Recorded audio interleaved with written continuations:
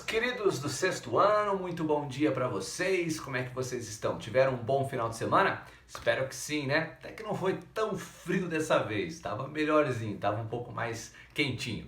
Galera, nessa nossa aula de hoje, né, a gente vai rever por completo aí as formas que a gente viu na semana passada com there is e there are, né? Semana passada vocês fizeram um trabalho onde vocês me entregaram a descrição de um cômodo da casa de vocês ou a própria casa de vocês. Vocês entregaram por e-mail, né? E na aula ao vivo que a gente teve na sexta-feira, a gente conversou mais sobre essa forma, né? Para que ela serve, como que a gente pode usar, positiva, negativa e tudo mais. Então nessa aula de hoje eu vou fazer um breve resumo desse assunto, até para deixar registrado aqui para vocês poderem estudar para a prova, tá bom? Beleza, então falando de there is e there are, como a gente já havia dito na semana passada, ele serve para descrever lugares, né? Para dizer o que tem nesses lugares. Uma coisa super interessante, né, em comparação com a língua portuguesa, dessa mesma forma de there is e there are, a gente usa o verbo ter, né, em português, para dizer que, por exemplo, tem um livro em cima da mesa, né? Em inglês, ao contrário, a gente não pode dizer have a book on the table, né? Porque esse have, apesar de ele ser o verbo ter, ele não é usado para descrever o que tem em lugares. Ele só é usado para dizer o que as pessoas têm. Então, por exemplo, olha só as duas frases que eu vou colocar aqui. A primeira delas é assim, ó: have a party in my house. E a segunda é there is a party in my house. Eu tô meio doido já. Vocês podem comparar nas duas aí, ó, que a primeira tá errada. Have a party in my house não tem sujeito, né? Eu não posso começar a frase com tem uma festa na minha casa. Have a party in my house. Se eu coloco por outro lado, I have a party in my house, aí beleza, porque o have tá conjugando, né? Tá conjugado com I. Então quem é que tem? Eu. Nessa frase que tá aí simplesmente com have, não dá para saber quem é que tem, porque o have precisa de alguém que tenha, tá certo? Então é por isso que a gente usa o there is a party in my house, para dizer que tem uma festa na minha casa. Normalmente a gente também usa em português essa forma, there is, there are, como há. Exatamente, haver, né? De haver alguma coisa em algum lugar.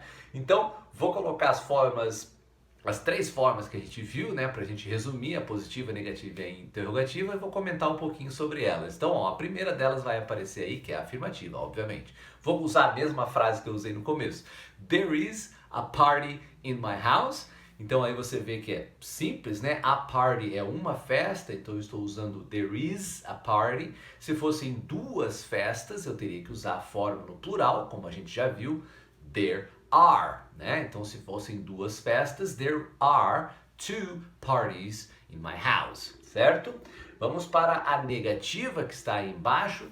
Como quase todas as formas no inglês, para que se torne negativa, a gente precisa apenas adicionar um not depois do verbo to be. Olha como é que fica aí, ó.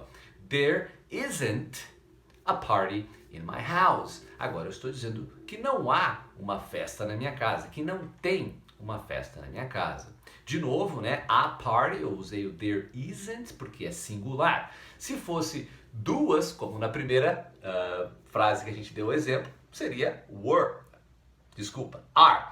There aren't two parties in my house. Estou dizendo que não tem duas festas na minha casa, tá bom? E a última forma é a interrogativa.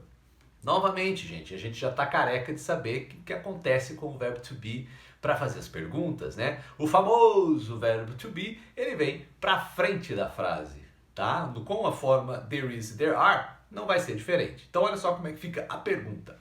Is there a party in your house? Exatamente. Is there a party in your house? É porque é singular. Se fossem duas, adivinha só o que ia acontecer.